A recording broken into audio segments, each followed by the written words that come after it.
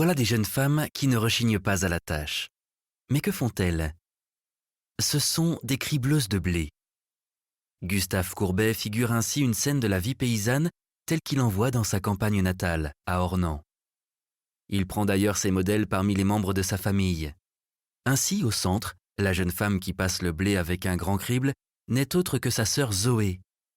Et à gauche, celle qui, éreintée, trie les grains de la paille, sa seconde sœur Juliette.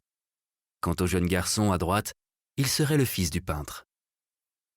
De cette scène se dégage une ambiance lumineuse et chaleureuse, à l'image de la couleur du blé. L'artiste décline en effet les teintes d'ocre. La robe rouge de Zoé vient enrichir ce camailleux, tandis que celle de sa sœur et la chemise de l'enfant, toutes de bleu, viennent refroidir ces tons ambrés. Toute notre attention se porte ainsi sur la jeune cribleuse au centre. Elle paraît bien plus grande que ses comparses et bien plus énergique aussi. Agenouillée, la tension musculaire de son corps en action ne manque pas pour autant de féminité. Et même si elle nous tourne le dos, elle semble occuper toute la toile, les autres personnages ayant l'air absents. Ici, Courbet se fait le témoin de la vie paysanne et de l'importance de la culture céréalière dans le Doubs, au milieu du XIXe siècle. Mais il dépasse le simple témoignage.